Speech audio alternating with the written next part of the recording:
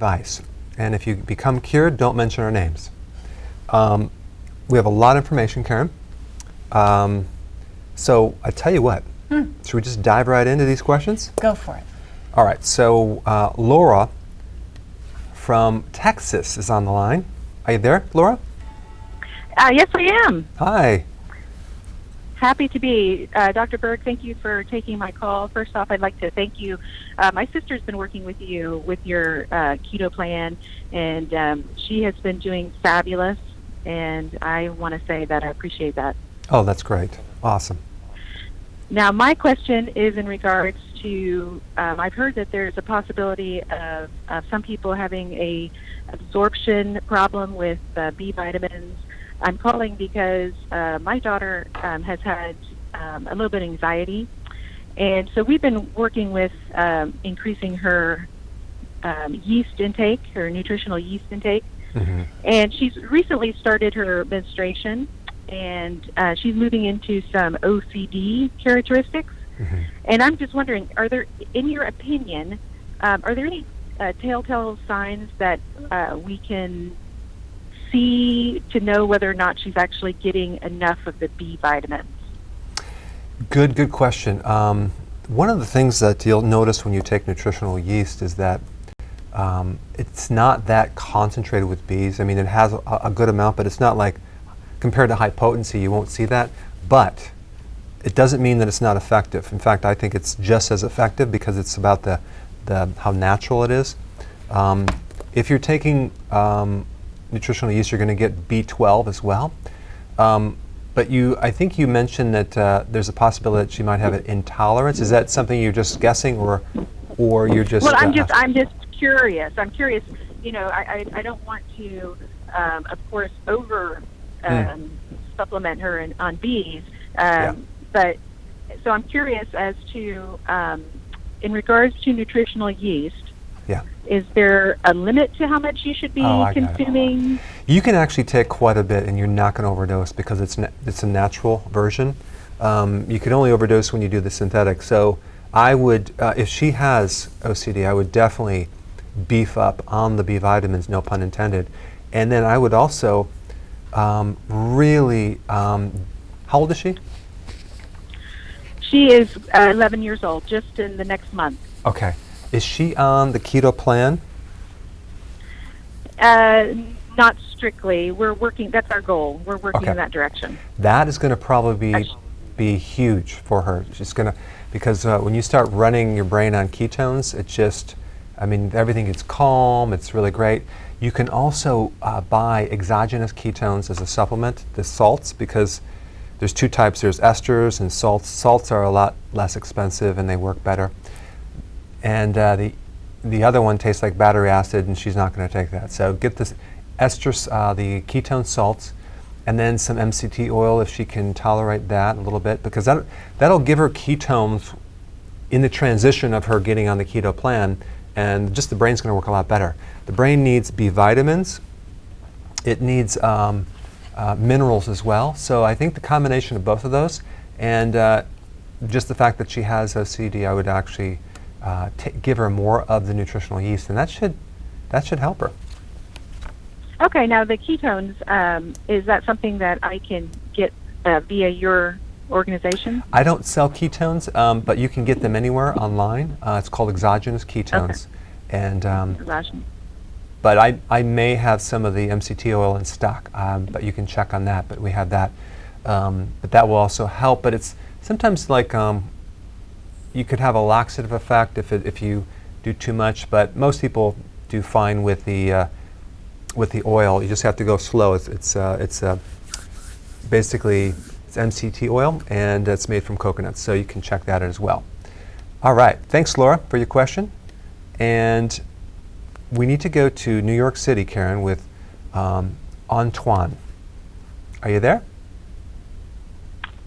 Yes, I'm here. Hi, what was your question? Thanks a lot for taking my call, Dr. Berg. Sure, absolutely. So, yeah, my question is with regards to high ferritin level. So, I've been doing 2 meals a day and healthy low carb for a year. And then since March, I've been very fatigued after I think I got coronavirus. I don't think it's related, but I also started getting mild headaches after my meals. So I was suspecting excess iron after seeing your videos. So I have been seeing a doctor, and I do have elevated blood ferritin and a mild version of hemochromatosis. But I can't donate blood because I'm French, and so here they don't take my blood for some reason. And the doctor doesn't really want to do phlebotomy because basically I'm not sick enough. Yeah. We did an MRI of the abdomen, and there's no iron deposit. All my organs are normal. There's no inflammation. So the doctor is saying, if I'm very fatigued, it cannot be simply from the elevated blood iron. So I wanted to get your opinion on that. And also, I started using IP6 after seeing your videos, but I don't know how to use that without depleting my other minerals. Got it. Okay.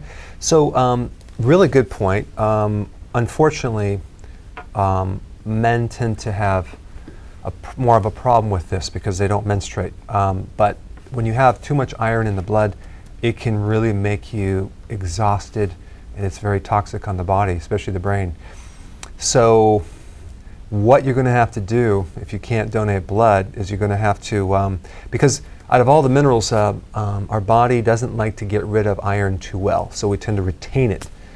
So you just have to probably, unfortunately right now, you're going to have to avoid red meat for sure because that has a lot of iron. I do have several videos that you should follow, which you're probably already doing. You're taking IP6, which is a kind of a chelator for iron, which is good.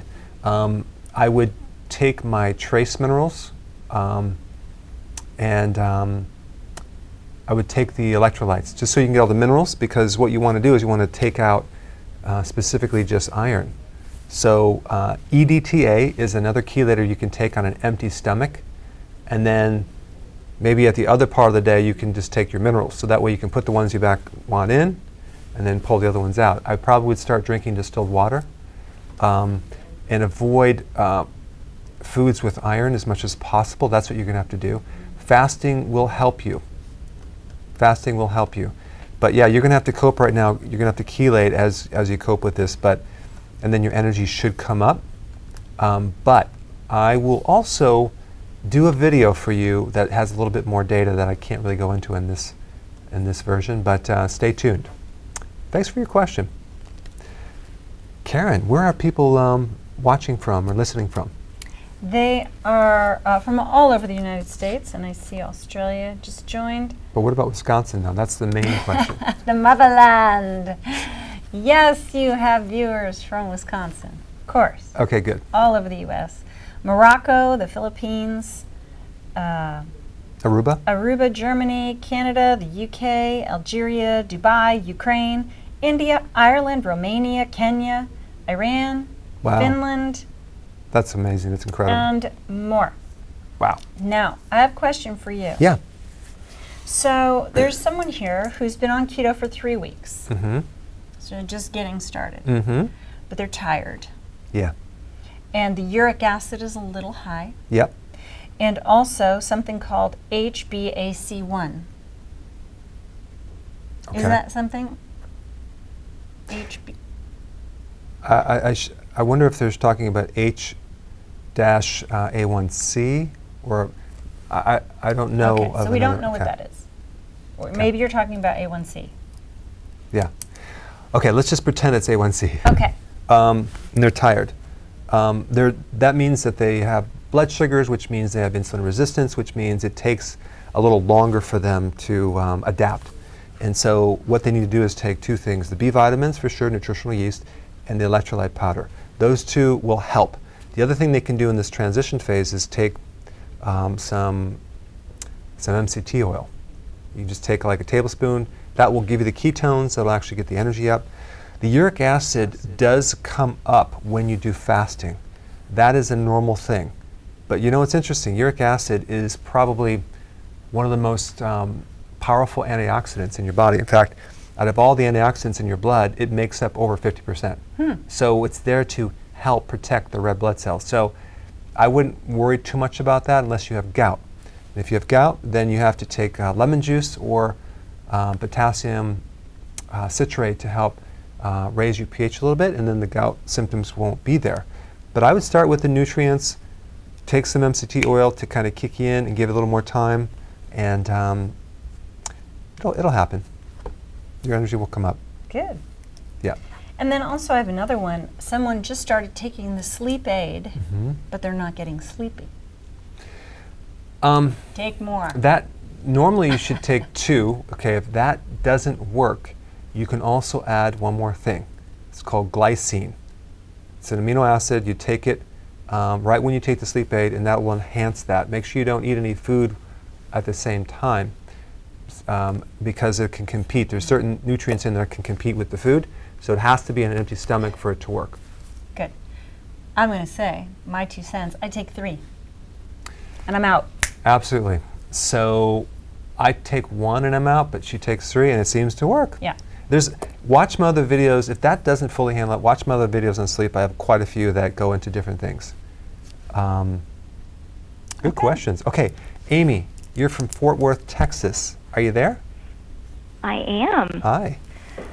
Hi.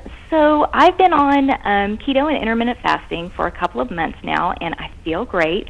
But there was something in the back of my brain that was saying that this diet is dangerous. So I did a little bit of research, and I found an AHA article about something called the Last Chance diet. And 60 people died from this diet in 1977. And I was curious if you have ever heard of this, and why is this so deadly?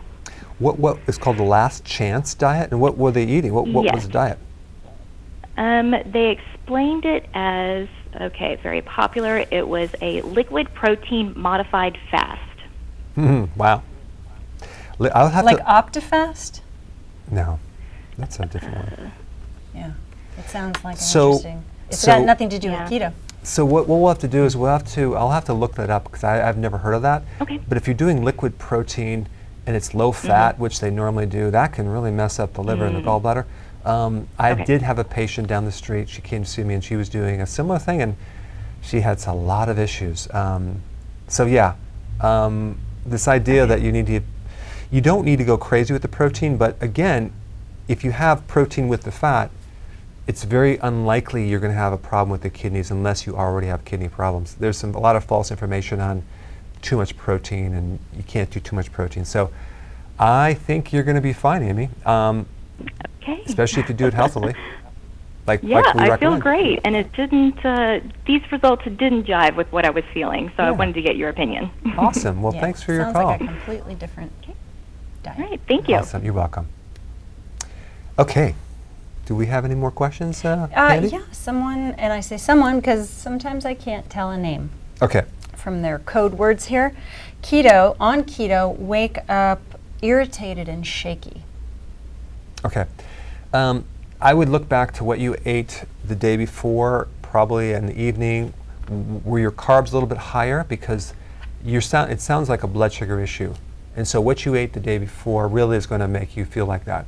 If you do keto correctly, the shakes go away, you don't get hungry, you feel good the next day. I think you need to evaluate what you're eating and go back to the basics of that. Now, Karen, I have the first quiz for everyone, and this is the question. What would cause gallstones? A high-fat diet or a low-fat diet? Okay, so go ahead and answer that question as we go to the next question. If you don't have one, I can go to Tony. Go to Tony. Hey, Tony, you're from West New York. You had a question. Are you there? Can you hear me? Yeah, perfectly. Okay. Dr. Berg, I really have to tell you, you have helped me so much. I don't want to be dramatic, but you kind of saved my life. I really go back to everything that's wrong, everything that I think is wrong. I go to your videos. I'm so grateful to you.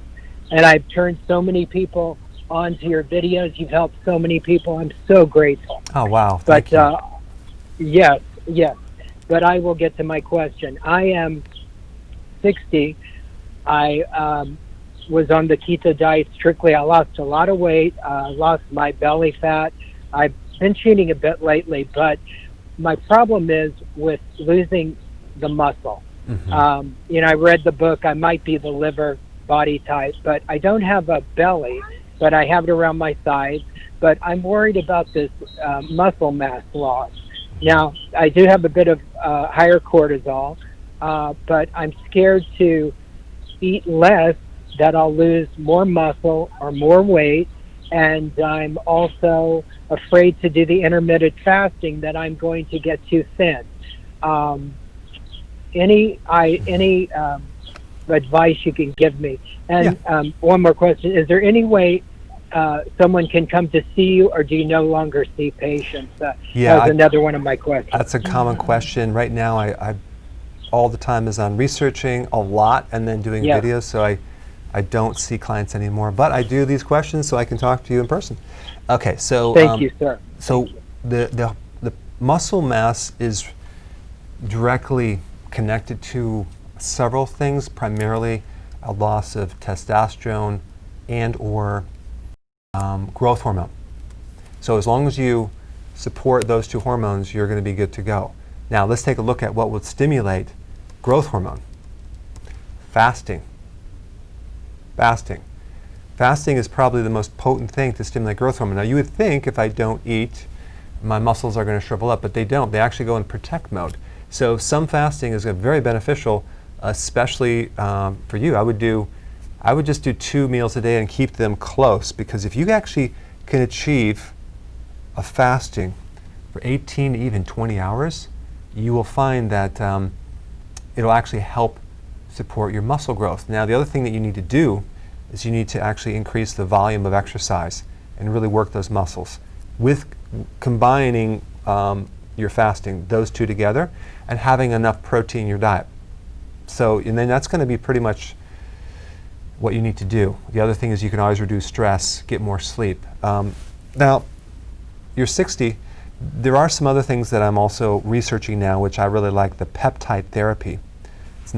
It's actually, you'd find a doctor in your area that does anti-aging, and you can look into that, but it has to be prescribed. And a lot of great stuff. I haven't done any videos on that, but I really like it, and someone like you, I think, would benefit from it. But that's what I would look at. Thanks, Tony. All right, Karen. Give me a question. What do you want? Oh, I want the answer to the question. Low fat? You are absolutely correct. It's the low almost fat. 100%. It's the low fat. Now you would think a high fat diet causes gallstones. No. Guess what triggers? Well, first of all, a gallstone is created by a lack of bile and a super concentration of cholesterol. So guess what stimulates bile production? Fat. So when you go on low fat diets, boom, the risk for gallstones go up. So it's amazing that everyone knew that, because that's usually the opposite thing. Oh, I'm eating all this fat, I'm going to get gallstone. I'm going to get a gallstone. You have very educated viewers. Only when you do high fat and high carb.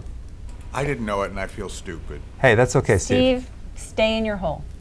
The thing is that a high fat diet is only dangerous if you're doing a high carb with it.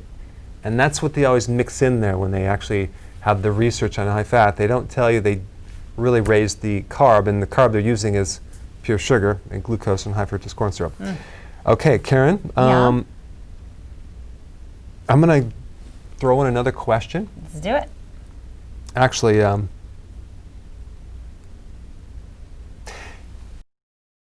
right, so there's been some recent data on an evaluation on how much sugar that a person consumes, an average American, per day.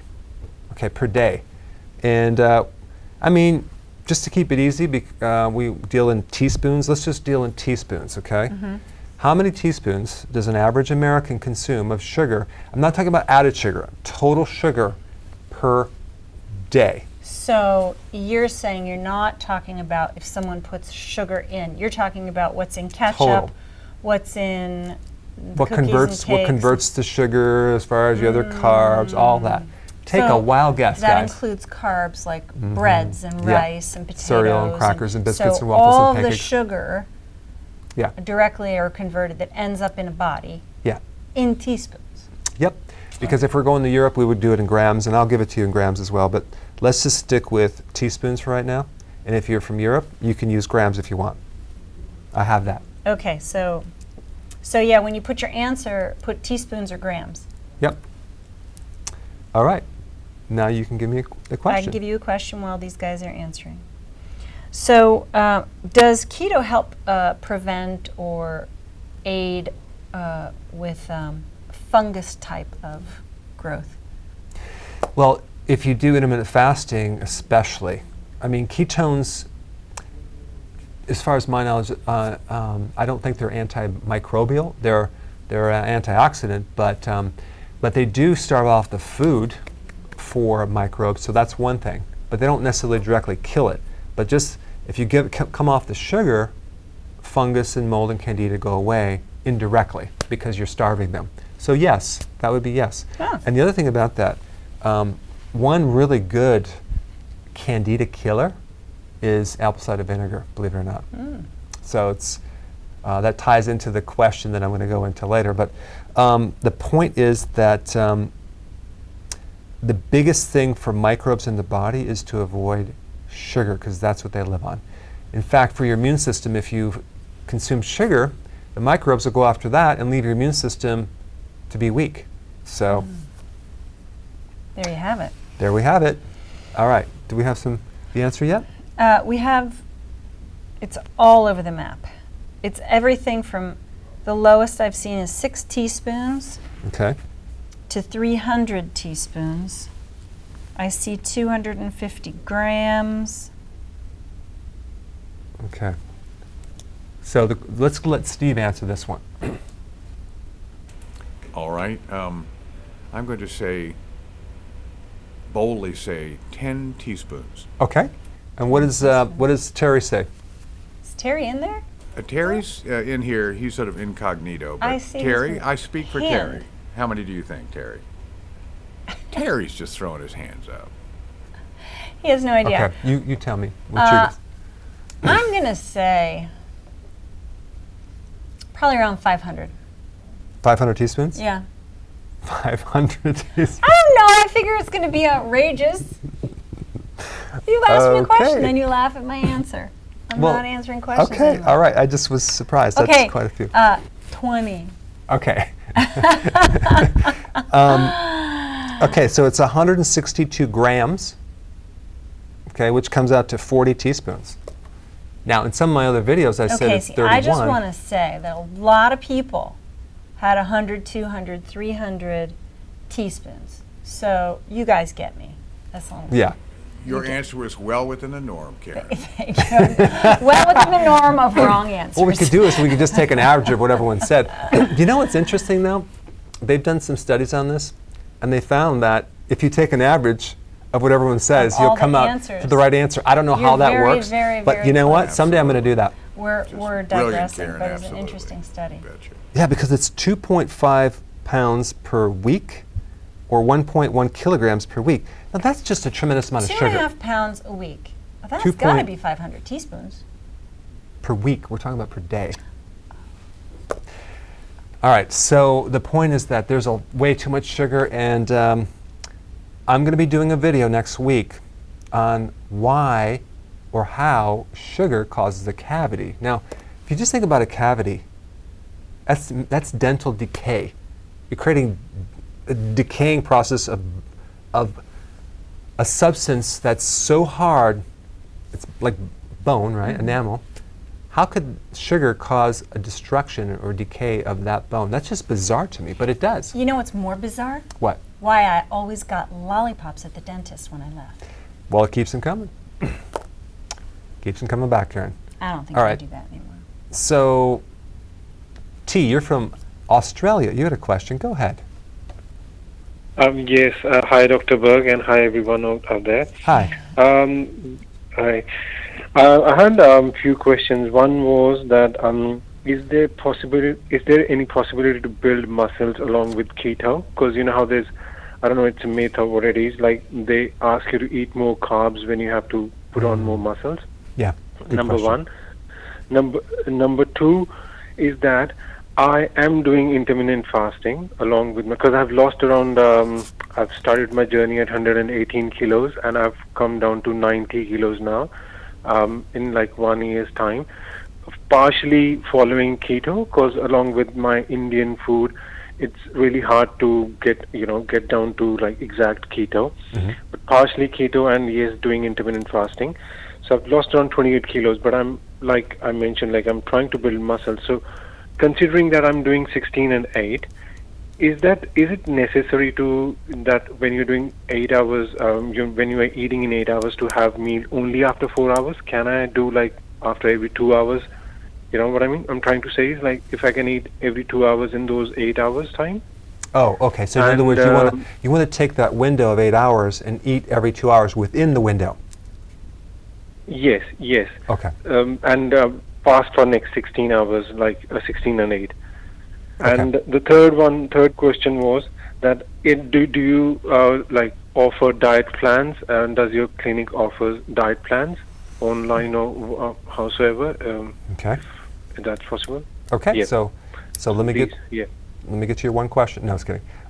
So the diet plans I have are on basically we want to give you the materials for you to study and digest it and apply it. So we don't have a service where we're giving you a diet plan, but you can actually get my book, and I have a lot of diet plans in there, and read it. It's on my website, and then also on the YouTube I have a ton of videos on this topic, so you can research that. Aren't there downloadable documents also? I don't know, Karen. Yeah. I don't know about. There But there's a lot of information. There's cookbooks on the drberg.com. You can download those for sure. That's digital. That would be recipes. But here's the thing. You have this eating window, and yes, you can. You're okay. You can eat within that window. Ideally, if you want to make it even better, you wouldn't want to necessarily eat between that window, because it's going to be better if you fast between your window too. So you eat and then don't eat and then eat. That's the ideal situation, because as soon as you start to eat and then wait 2 hours and eat, even within the window, it's not the ideal situation. It's something you can do, but it will slow down your results simply because every time you eat, it stimulates insulin to some degree. That being said, you've heard that you need to eat carbs to build muscle mass. The problem with that is that you're going to build fatty muscle. It's not going to be lean. And also, the body is going to start developing insulin resistance, and you're not going to get the benefit of the pulling in of the protein from the insulin that you just raised. So a much better way to do this would be to make sure you do maybe 8 ounces of protein with each meal. And then you can actually do heavy weights. That's going to stimulate muscle growth in addition to your fasting. So that's what I would do. And I would do increase volume of exercise. You're going to have to really work your muscles to stimulate it and then let it recover to grow those muscles. All right, yeah, because there's so much false information about carbo loading to build muscle, but what happens when you're like doing that is you're flooding the body with water retention so that it looks like the muscles are big. And so these competitors go out there and you can see the veins and the muscles are nice and full, but then they actually cut the carbs down and they shrink down. So it will cause about a retention of at least 7 to 11 pounds of fluid. Other than that, you're going to be good to go. All right, so what do we have, Karen, coming off the social media? Yeah. The air. Good. Well, here's Claire on digital Facebook waves. wants to know how important is it to count macros? Maybe you can explain first what macros are and then answer that. Macronutrients, that would be like the amount of carbs, proteins, and fats, okay, versus the micronutrients, which is all the vitamins and minerals and trace minerals. I am coming out very soon with a keto macro calculator. So you can be happy about working on that for a very, very long time. Yeah, and we're actually Over a year. we're adding some really cool things to it. We should have it up any week now. Yeah. And I'm very excited about that. So, as far as the macros go, I've done videos on this. I don't want to necessarily, it's a long question. So for that thing, I'm just going to say, you know what, watch my video on the macros, because I almost don't want people to count their macros. I'd rather have you just experiment and see what works for you. But definitely keep your carbs low, your protein moderate, and your fats high. But I know a lot of people want more than that. A lot of people but I've done very a video on interested that. in counting their macros. Well, you're going to have the calculator coming up any week now, and so you can just plug in your numbers, and it'll tell you exactly. Right. And maybe, too, if you're just new and you have attention on that, but, you know, in very short order, you will get a hang of a keto diet and what you feel satisfied with, or what you might be needing more of, or something like that. You shouldn't have to be calculating with every single meal. That's just another barrier to doing it. Or I'm going to come up with a document, short document, and all it is a picture book to show you this is how much 15 calories is, this is how much this fat in certain nuts, this is how much you can have. This, so that way you can just look with pictures and go, oh, that's what I need. I'm working on that. It should be done very quick. And then that way, that'll solve that. Mm-hmm. And that helps people of any age learn this. And I have a question here from, it's either Patricia or Patricia. Okay. Wants to know if keto is safe for preteens or teens that are overweight. Especially safe, especially if you do it healthily. But you know, there's nothing, I mean, I wish I knew about this when I was a teenager, because it's going to handle your skin, acne, which I had a problem with, your mental clarity, so your study, your weight, your efficiency with sports, your endurance with sports. Do you know what I ate going through 4 years of wrestling or 5 years of wrestling? I ate so many carbs, and here I was trying to lose weight. I didn't know. And then I tried to gain weight, and I ate all this fat, but you know, I was drinking gallons of milk at night and butter, and I'm like, I didn't have all the information that I have now. Mm-hmm. But I do want to talk about something. I want to talk about why someone who's anorexic develops a fatty liver. Interesting. Yeah. Why would they lose all this weight, body fat, but get a fatty liver? Isn't that weird? Mm-hmm. Would you guys like to know? Okay, I'll tell you. It has to do with malnutrition. There's 3 key nutrients that are mostly deficient in anorexic individuals. Selenium, vitamin A, and folate. Now, if you're deficient even in folate, and there's a lot of research on this, your effect on your DNA, on your cells, as far as the damage, is extensive. It's equivalent to radiation damage as far as DNA damage. So people don't realize that nutritional deficiencies create major oxidative stress and damage on your cells, and definitely the liver for sure. And that's why they're there to protect against all this damage. So they become very deficient in these nutrients, and then the liver starts to break down, and they don't have the antioxidants to counter that, so then you start getting inflammation. Inflammation then, and this is one of my questions, can it cause insulin resistance? Yes. It starts to create insulin resistance. It causes your body to make sugar from your muscles, so now you're breaking down the muscles. You're making ketones, but you're also making fat, and the liver is filling up with fat, and then scar tissue, and then eventually it gives out as a liver failure. But that's what happens. If you just if you wanted to know that. On that depressing note, let's go right to Lynn from New Jersey. Are you there? Yes. Hi, Doctor and Karen. How are you? Hi, great. Okay.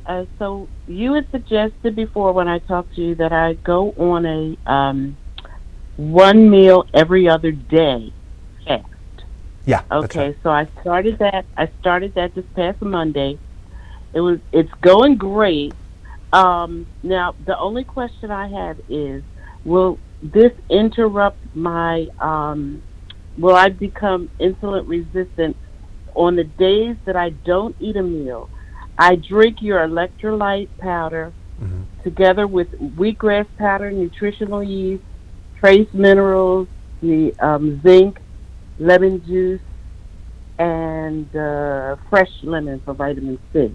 I drink that as a meal replacement. Is that okay? Yeah, and here's the thing.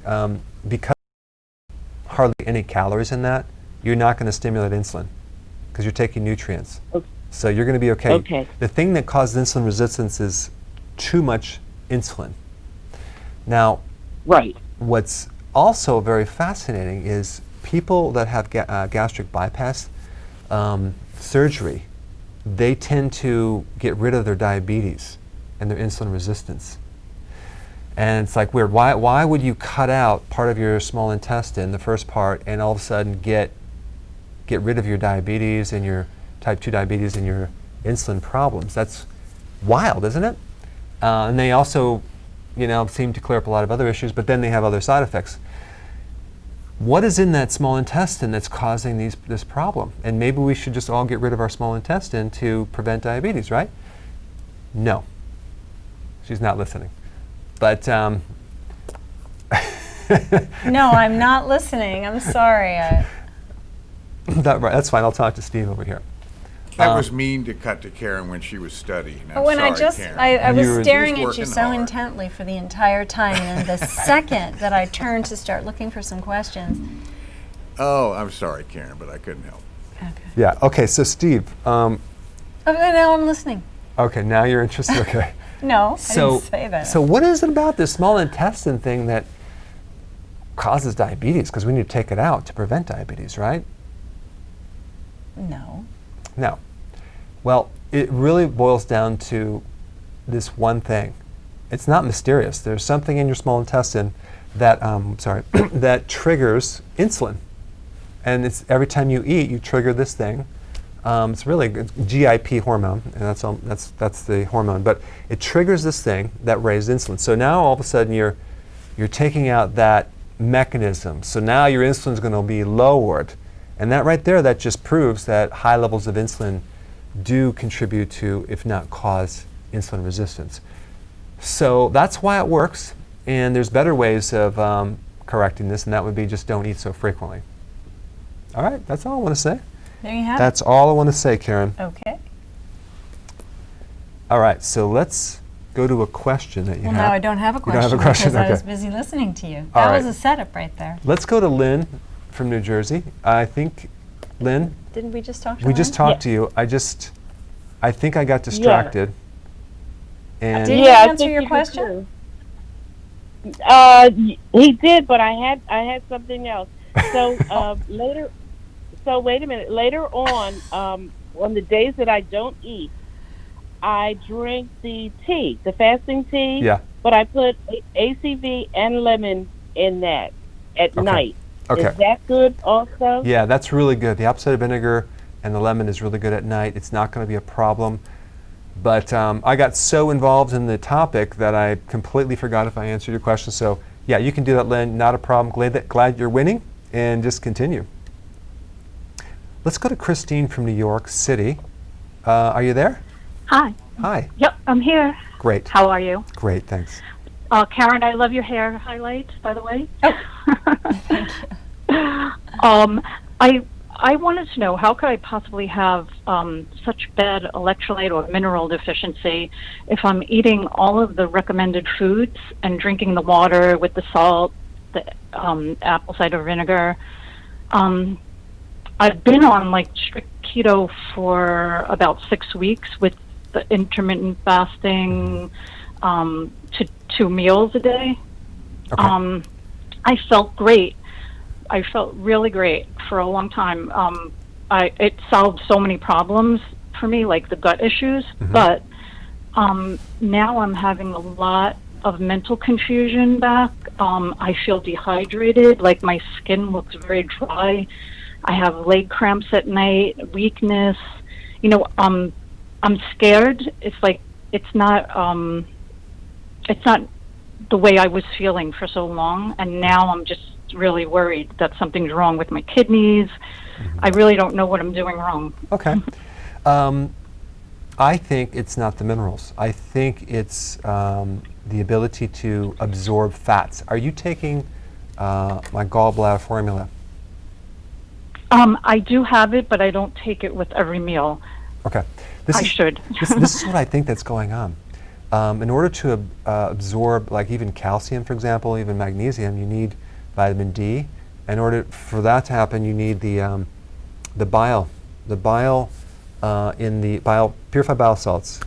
And because keto is involving a lot more fats, a lot of people can't digest those fats.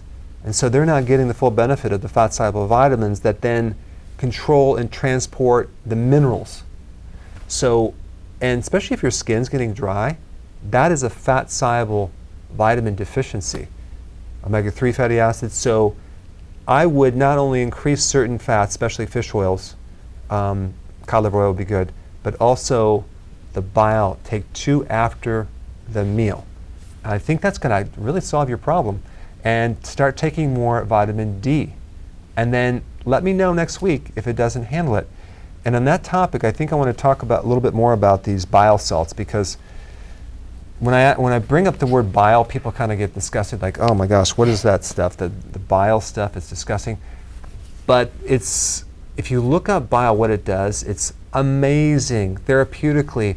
I mean, there's so much research on using purified bile salts, not just for gallstones, but for Alzheimer's and Parkinson's, to decongesting a liver that's all congested, to helping cirrhosis of the liver, the scar tissue, a fatty liver. What else? There's just a whole bunch of things. And a lot of this research, yes, it is actually done in animals, but if you have a pet rat that has a congested liver, you can give them that. There's also some research on humans as well. But there's a tremendous amount of benefits from taking purified bile salts, even lowering high level of liver enzymes, post-traumatic brain injury, like it helps with that. I mean, just mind-blowing. So I'm going to do a video on this because as I'm looking at this, I'm like finding all this gold. It even helps you if you have a genetic variation with vitamin D where you can't absorb vitamin D that well. It's called a polymorphism. You can even take it to help you absorb vitamin D. So that's I'm not going to give you the name for it, but it will just help with so many different things. So that's all I'm going to say, Karen. That's all I'm going to say. Oh, except one more thing. It has been shown to also help someone lose weight if they're trying to lose weight. And so I will be talking more about that. I am a big fan of gallbladder formula. Yeah. And it can also help push congested lymph through the body. And your lymphatic system is a backup to your circulation. So when all your blood flow goes to the capillaries and then it goes through the tissues, then becomes lymph. And then lymph comes all the way through the body as a backup drainage, and it dumps into the vascular system. So if you have congestion in your lymph, for some reason, purified bile salts can help you as well. And that's all I'm going to say. Big fan. That's all I'm going to say. Okay. Okay, good. So Steve's #1 fan from the Steve fan club, D. Mary, she wants to know when to take your vitamin C. When should you be taking it? Well, I'm glad that she's my fan, but I'm ignorant. I don't know what to tell her. Doctor, I have to know rely on her you. from the summit. Oh, no, I know her, but I don't know anything about vitamin C. Oh, All yeah. right. She doesn't want you for the vitamin C. Okay. Oh, she good. just wants you to So be Steve. vitamin C, there's only one thing about vitamin C you need to know as far as absorption. You can take it any time. It doesn't matter what time of the day you take it. You can take it with foods. But if you take it with any refined sugars or carbs, that's when you're going to get a blockage, because the chemistry of vitamin C is very close to vitamin C is very similar to glucose. So if you take them together, they're going to compete, and you're going to absorb the glucose, and your vitamin C is not going to go in. Another reason why people that have high blood sugar issues, or they have diabetes or prediabetes, or they eat a lot of carbs, they have vitamin C deficiencies. They're tired. They have their gums are bleeding. They have little spider veins. Also, you ever see on the lower legs, they have those little kind of like purple things, the purple little spots? That's a vitamin C deficiency as well. But it's probably because they're eating too much sugar, it's not going in. There you go. All right, there you go. So MJ on Facebook asked a really interesting question. I think Yeah. she's on Facebook. How does fat leave the body? Well, it's used as fuel. It's used as storage, but it also can be, it exits through the bile as one way. It doesn't go through your blood, so it goes through the bile, the digestive system. Yeah, this is why if you have low bile, your stool floats because you end up with fat in there. Or you have a pancreas problem, you don't have the enzyme, you have the floating stool. Ew. Sorry, but you asked the question. I think that a lot of people are interested in that, right? If you have enough bile, you should be able to deal with this fat appropriately. I thought you meant if you have enough bile, you should be able to deal with this conversation. If you have there's enough the bile, test. If you you'll were be able not to tolerate questions like that. Bile. Let me talk to Carrie from Miami, Florida. Are you there? Yes, hi. Hi. Hi. Hi, how are you? Great. Yeah, Dr. Berg, I'm really big fan of you. You're very super smart. I never heard about anything like advice, from you. Like all doctors here, like it's ridiculous. Wherever you go, they say kind of unbelievable stuff. So my problem is they removed the gallbladder like 2 years ago, which is I really regret. I should not do that, but unfortunately, so they removed my gallbladder, and after that, my problems start with my health like unbelievably.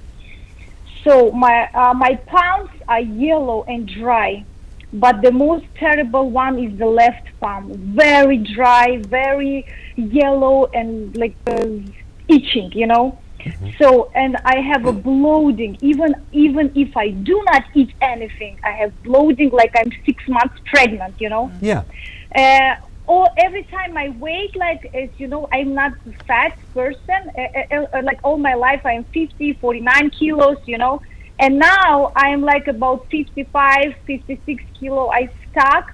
I'm eating very healthy, no fat, no trash food, like a very, very healthy food. But I have like unbelievably constipation despite the fact that I eat enough greens. Right. I do like I order the D3 K2 vitamins. Right. I ordered Bile from you, like from your product.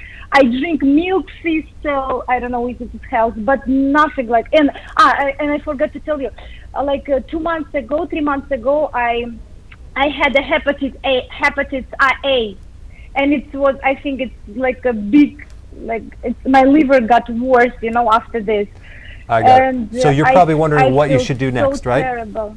Okay, yes, so this is what you do. I don't know what to do. So you probably bought the gallbladder formula from me, and that is the exact right remedy. And I would take 3 to 4 after a meal for a while until you can build it up. It doesn't work as a cure. It just helps to support you what you're missing, and it'll slowly build up. But some people need more. So I do 3 to 4 after a meal every day, and just give it about 2 or 3 weeks to kick in there. You can also add choline to that combination as well. But if you don't have enough bile, you get constipated. But this is actually very beneficial as an anti-inflammatory too for the liver.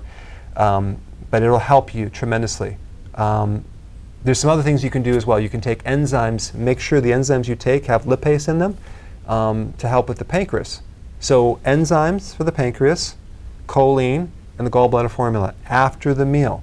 Take those, and then take, of course, the betaine hydrochloride or the digestive formula that I have before the meal. That's the acid.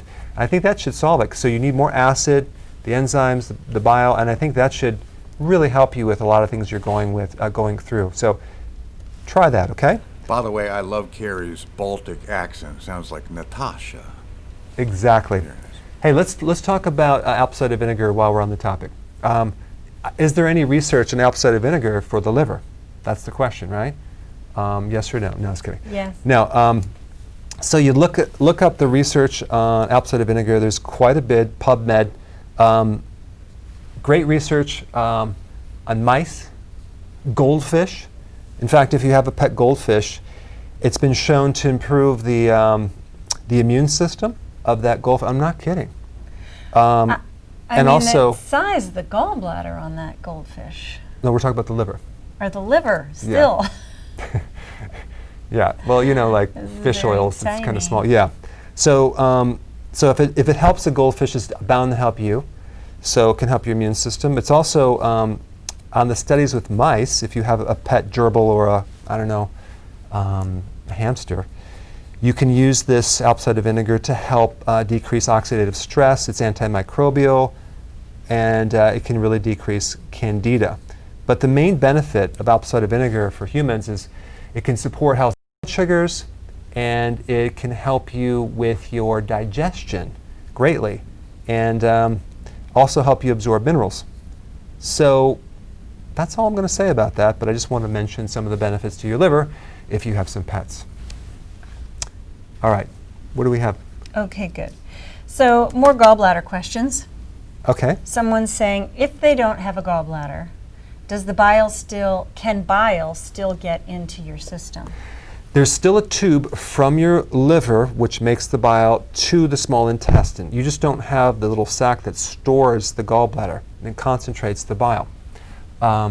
So it's draining there, but it's going to be insufficient. So this is why you're going to have to eventually start taking bile salts, or you're going to be deficient. And so there is part, some people do grow a part of the gallbladder back. It's called a remnant gallbladder. Some people do, some people don't. I've seen pictures of them. But the other point I want to make about this, this bile and this gallbladder is that when people want to know, if I do a fast, if I go on keto, am I at risk for getting gallstones? And I found some interesting research on that. And a lot of times people take data from that out of context. Because when you start fasting about 15 hours, and this study was on women, your concentration of cholesterol does get more concentrated significantly at 15 hours. And so people will take that and go, oh, see, I told you it causes gallstones. But at 20 hours, it comes back down. So when you fast or do prolonged fasting, your gallbladder does release some bile throughout this process. It's not just going to hold all of it and concentrate it like crazy. It's going to release it and replace it with less concentrated. It'll adapt to what you're doing. So I've never heard of anyone, and I've actually watched a lot of videos. I've actually read a lot of your comments. I've never heard someone getting gallstones from doing keto or intermittent fasting. So I think it's very rare, and I think and that study that I'll do a video on, these women were doing higher amounts of carbs as well. So that right there tells us that could have made the study even, more concentrated with cholesterol. Because what happens when you increase insulin, you also increase the risk for gallstones as well. So that's why diabetics have more gallstones. Now that was just a lot of information, so let's just go right to Ahmed from Vienna, Austria. Yes, hi. Hi. I'm glad it worked. Yeah. So yeah, my question is the following. I've had very fatty liver since I was a child. I was diagnosed by coincidence after a mountain biking accident, and we were just checking the internals, and they found I had a fatty liver. I was 17 back then, and it was already very fatty. I'm in my mid-30s now, and my fat content in the liver, according to an MRI, was somewhere in the mid-40%, so about 45%. I have a highly moderate, so close to severe fibrosis. Since the 15th of April, next to that as well, I've had a lot of digestion issues my whole life. So I used to go to the toilet about between 20 and 30 times a day. Floating stool, diarrhea was very severe. Since 2 months, I have discovered the whole choline thing. I've been eating on a daily basis 4 to 5 organic eggs, free range, about 400 grams of beef liver, also organic and grass-fed, and my life has changed. Oh, wow. And in a very short amount of time. Wow. I don't know, and the pain I used to have on my side where my liver is also gone. Wow. The only problem is, and a lot of other things are gone. If I start listing them, we're not gonna finish. including pain in my right shoulder, swollen feet, fatigue all the time. My bloating is completely gone. My vision has improved, and I'm talking about 2 months. Wow. So my vision used to get worse from year to year, and I couldn't explain it. I used to think it's because of work, sitting in front of a computer. Obviously, It hasn't been the reason. So I wanted to ask if it's dangerous if I keep eating so much beef liver, because I've realized when I stop eating it for 2 days only, some of my digestion issues return. Yeah, well, here's the thing. This is a perfect question or a comment related to a fatty liver. And what happens when you have a fatty liver or you have cirrhosis, you can't get it, like you need choline. If you're deficient in choline, which is a type of B vitamin, the fatty liver gets worse. Well, guess what food has the most choline?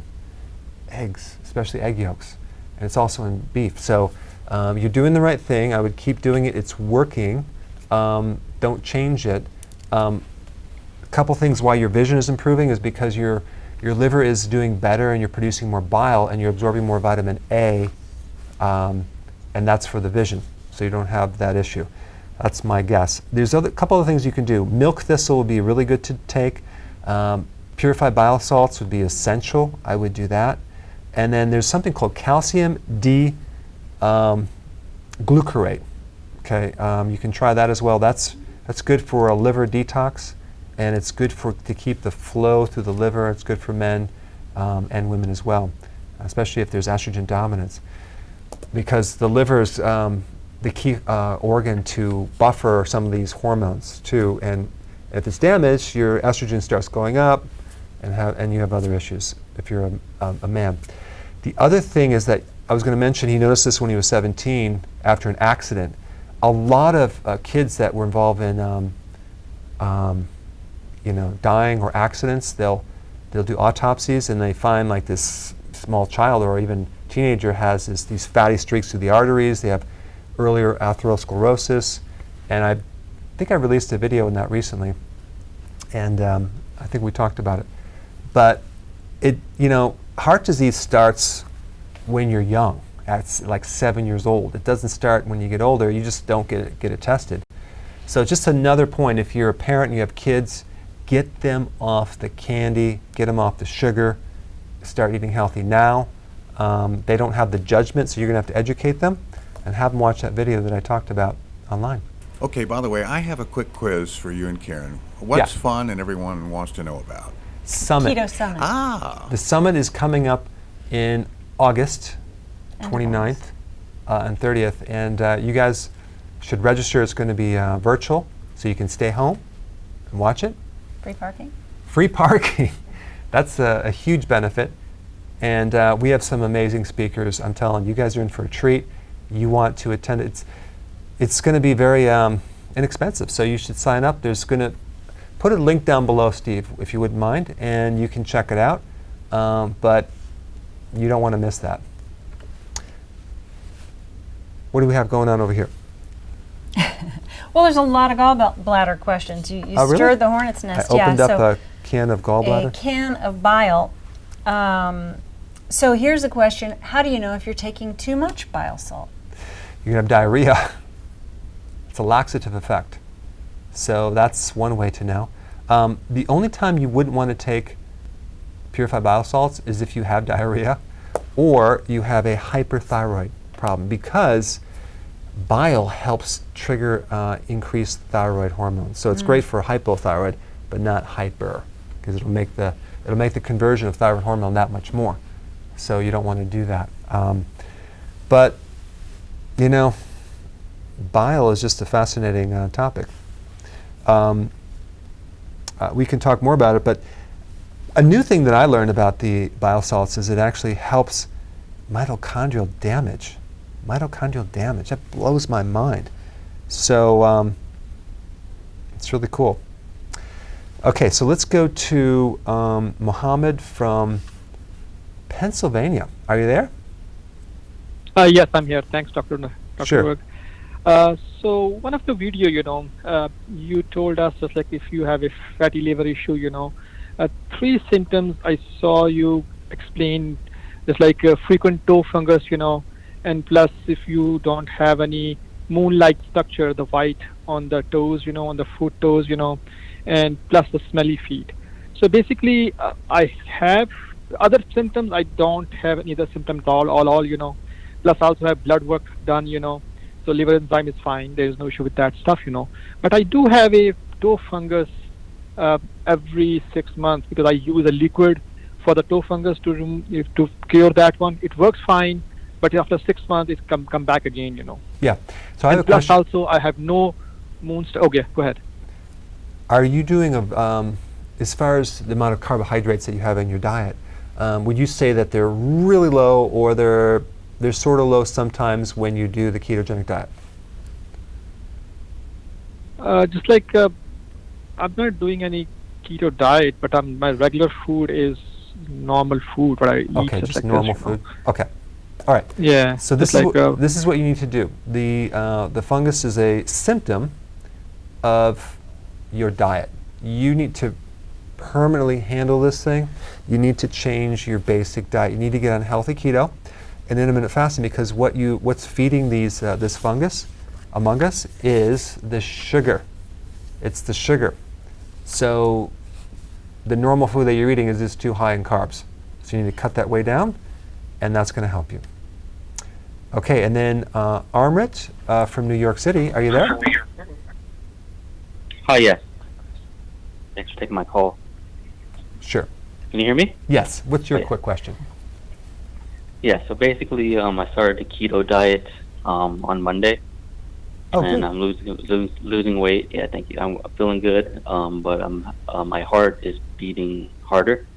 Okay. And based on research, it's probably the lack of potassium. I have your electrolyte powder, and I took about 2 scoops a day, and I added about two teaspoons of pink salt, and there hasn't been any effect or change. Okay. And it's kind of going up and down. There's palpitations every now and then, and it's definitely beating harder. And I want to exercise, and I want to do that, but Okay.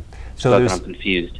There's 3 things. I would watch my video on how to feel more awake in the morning, because I talk about EMFs around your bedroom when you sleep. That can create palpitations right there, and a stronger pulse rate, because the electromagnetic fields are a little bit higher.